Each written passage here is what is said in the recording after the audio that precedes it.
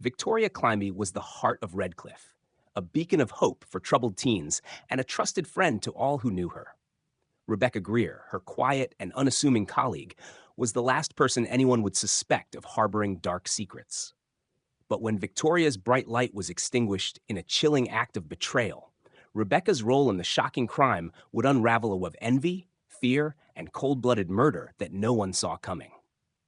Victoria Climbie's life was the embodiment of promise. At 27, she had carved out a meaningful existence in the quiet town of Redcliffe, dedicating herself to helping others. As a youth counselor, she was known for her compassion, often staying late to assist teens who felt no one else understood them. Her warm smile and unwavering patience left an indelible mark on everyone she met. For a town that prided itself on its sense of community, Victoria was a beacon of hope. That's why her sudden disappearance sent shockwaves through Redcliffe, leaving its residents grappling with confusion and fear. The day began like any other. Victoria arrived at the community center early, as she often did, to prepare for her sessions. Colleagues later recalled how cheerful she had been, her laughter echoing through the building. She spoke about an upcoming hiking trip she had planned for the weekend and how she was excited to disconnect from her busy schedule. By evening, she wrapped up her work, checked her calendar for the next day, and headed out, waving goodbye to the receptionist. It would be the last time anyone saw her alive.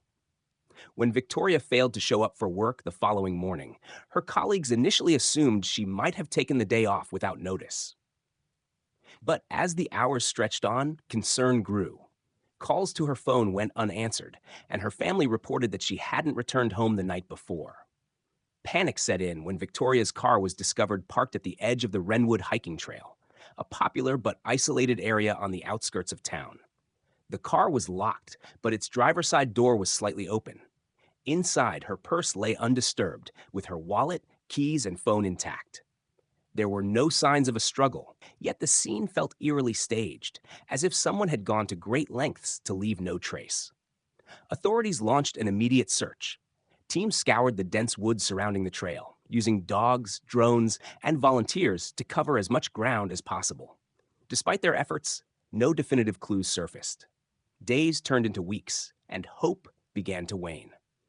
Redcliffe's residents, once accustomed to leaving their doors unlocked and walking the streets at night without fear, found themselves gripped by paranoia. The idea that someone might have been watching Victoria or waiting for the right moment to strike was enough to unsettle even the most stoic among them. As media attention grew, so did the theories about what had happened. Some speculated that Victoria might have run away, overwhelmed by her responsibilities.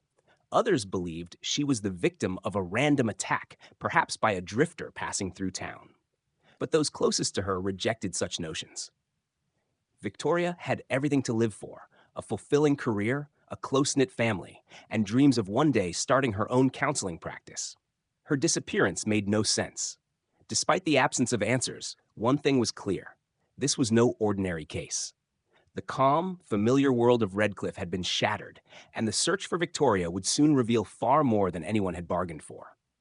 As the investigation into Victoria Climbie's disappearance deepened, the seemingly perfect image of her life began to fracture. Beneath her reputation as a dedicated counselor and beloved community member lay a series of complex relationships and unexplained connections that would puzzle investigators and horrify those who thought they knew her best. The first crack appeared when detectives began interviewing those closest to Victoria. Among them was her former fiancé, Ethan Hayes, a local architect with a calm demeanor and a spotless reputation. Ethan and Victoria had ended their engagement just a month before her disappearance. Friends and family were initially told it was an amicable split, but interviews revealed a different story. Ethan had struggled to accept the breakup, and his behavior had grown increasingly erratic in the weeks that followed. Witnesses reported seeing him lingering outside the community center where Victoria worked, and he had allegedly sent her a series of late-night messages that bordered on obsessive. Despite this, Ethan maintained his innocence, insisting he had nothing to do with her disappearance. While Ethan remained under scrutiny, another thread began to emerge. Investigators uncovered text messages between Victoria and one of her clients, Kyle Harper, a troubled teenager with a history of delinquency. Kyle was a member of a notorious local gang suspected of various criminal activities, including theft and drug trafficking. Victoria had been counseling Kyle for several months, and though she was known for her professionalism, some of the messages hinted at a deeper entanglement. In one message, Victoria expressed concern for Kyle's safety, urging him to leave the gang. In another, she hinted that she had discovered something bigger involving Kyle's associates, something she wasn't sure she should report to the authorities. It became clear that Victoria might have known more about the gang's operations than she let on, potentially putting herself in danger. The dual focus on Ethan and Kyle left investigators torn. Both men had potential motives, albeit vastly different ones. Ethan, consumed by jealousy and rejection, might have acted out of desperation to reclaim control over a relationship he couldn't let go of. Kyle, on the other hand, represented a more insidious possibility.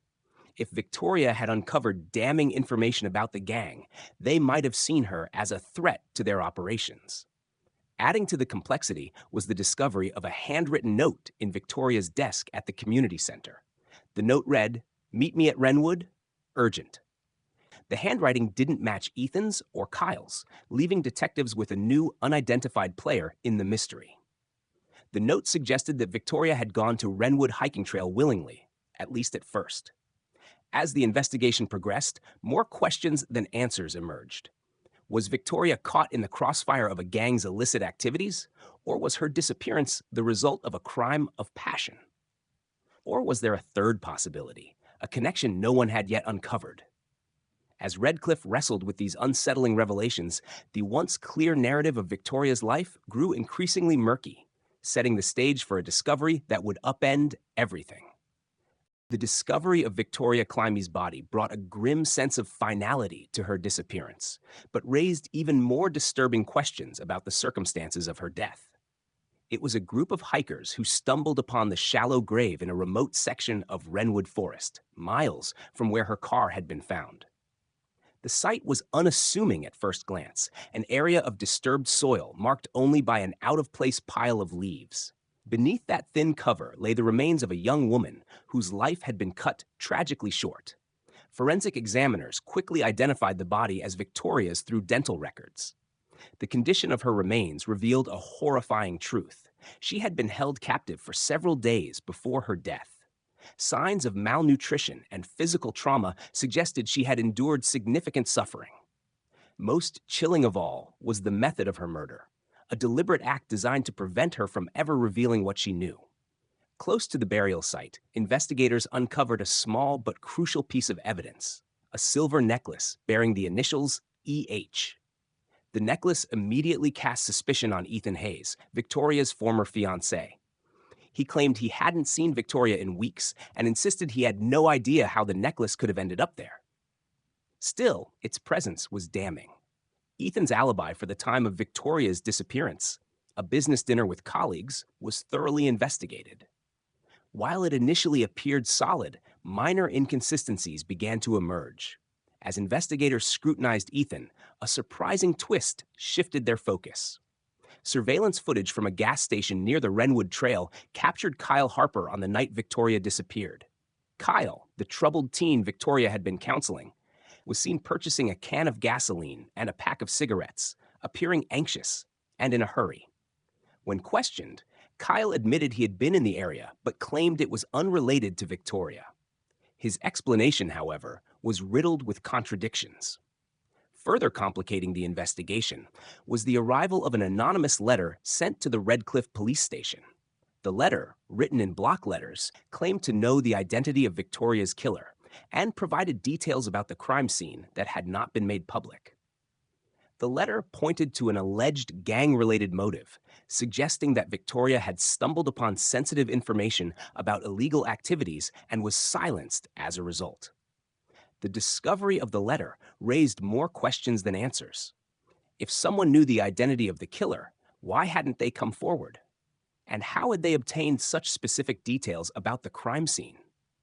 A forensic analysis of the letter revealed partial fingerprints, but they didn't match any known suspects. As the investigation deepened, the pool of suspects only grew. Was Ethan, driven by jealousy, capable of such a heinous act? Could Kyle's gang affiliations have led to Victoria's tragic end? Or was the letter an elaborate red herring designed to divert attention from the real killer?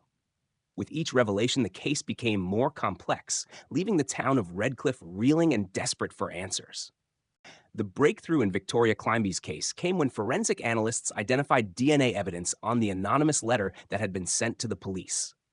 The partial fingerprint and trace DNA led to an unexpected suspect, Rebecca Greer, a colleague of Victoria's at the community center. Rebecca, known for her quiet and unassuming demeanor, had initially seemed like just another heartbroken friend mourning Victoria's loss. Now, she was thrust into the center of the investigation, and the revelations that followed painted a chilling picture. Investigators immediately searched Rebecca's home, uncovering items that linked her to Victoria's murder. Among them was a notebook containing detailed entries about Victoria's work with Kyle Harper, the troubled teen tied to a local gang. The notes revealed Rebecca's growing resentment toward Victoria, fueled by envy and fear. Rebecca had been secretly involved in laundering money for the gang, a dangerous sideline she had kept hidden from everyone. Victoria, in her counseling sessions with Kyle, had unknowingly stumbled upon evidence of the gang's illegal operations, which Rebecca feared would lead back to her. Under questioning, Rebecca's composed facade began to crack. She admitted to luring Victoria to Wrenwood Trail under the pretense of discussing a sensitive case involving one of her clients. Once there, Rebecca and an accomplice, a gang affiliate known as Marcus Mace Dyer, ambushed Victoria. Rebecca claimed she had no intention of killing Victoria initially. Instead, she wanted to scare her into silence. However, things spiraled out of control when Mace, acting on orders from the gang, insisted Victoria couldn't be allowed to live. Rebecca confessed to helping restrain Victoria and transport her to a remote cabin deep in the woods, where she was held captive for several days.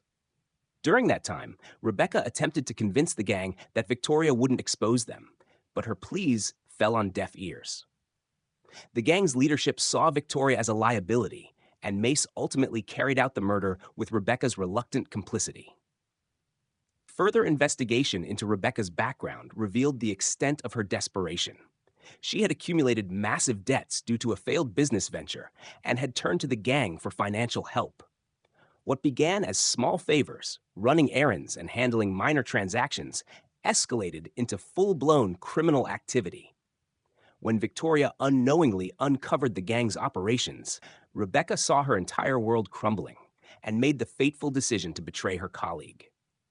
As Rebecca's story unraveled, police tracked down Mace, who had been hiding in a nearby city. His arrest led to the seizure of crucial evidence, including the tools used to restrain Victoria and digital communications implicating the gang's involvement.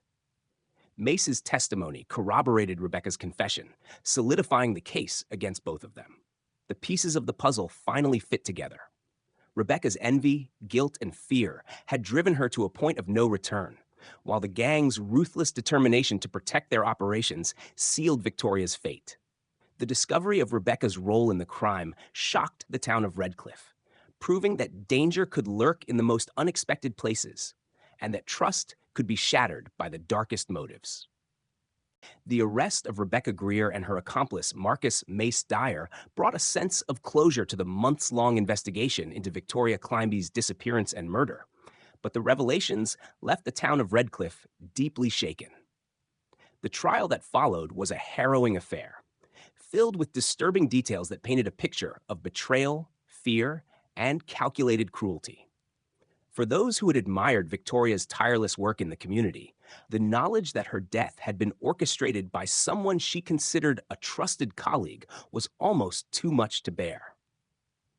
During the trial, the prosecution laid out a meticulous timeline of events leading up to Victoria's murder. They presented evidence of Rebecca's financial struggles and her deepening involvement with the gang as key motivators for her actions. The notebook found in her home became a critical piece of evidence, revealing her growing paranoia that Victoria might accidentally or intentionally expose the gang's operations. Rebecca's own testimony, though riddled with attempts to downplay her culpability, only served to highlight the cold, calculated nature of her decisions. Mace, on the other hand, offered a chilling perspective on the gang's role in the crime. He described how Victoria's knowledge of their illegal activities posed a threat that the gang leaders were unwilling to tolerate. While Rebecca had initiated the plan to silence Victoria, it was the gang's orders that sealed her fate.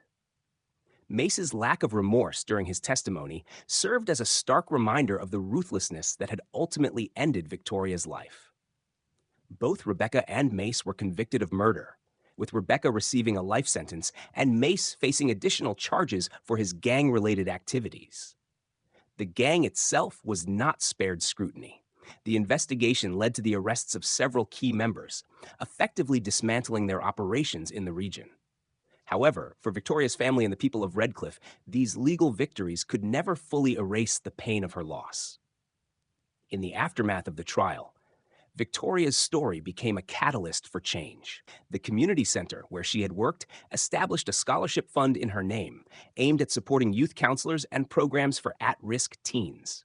Her family also founded the Victoria Climbie Foundation, dedicated to advocating for victims of violent crime and promoting safety measures for those working in vulnerable professions. Redcliffe itself underwent a transformation. Once a town that prided itself on its openness and trust, it now grappled with the knowledge that such darkness had existed within its borders. While the community came together to honor Victoria's memory and ensure her legacy endured, a lingering sense of unease remained. Her death was a stark reminder of how easily trust could be betrayed and how danger could lurk in the most unexpected places. Victoria's name became synonymous with resilience and the power of one person to inspire change, even in the face of unimaginable tragedy. Though her life was cut short, her legacy served as a beacon for others, a reminder that even in the darkest moments, the human spirit could persevere and justice could prevail. Redcliffe would never be the same, but through Victoria's memory, it found a way to heal.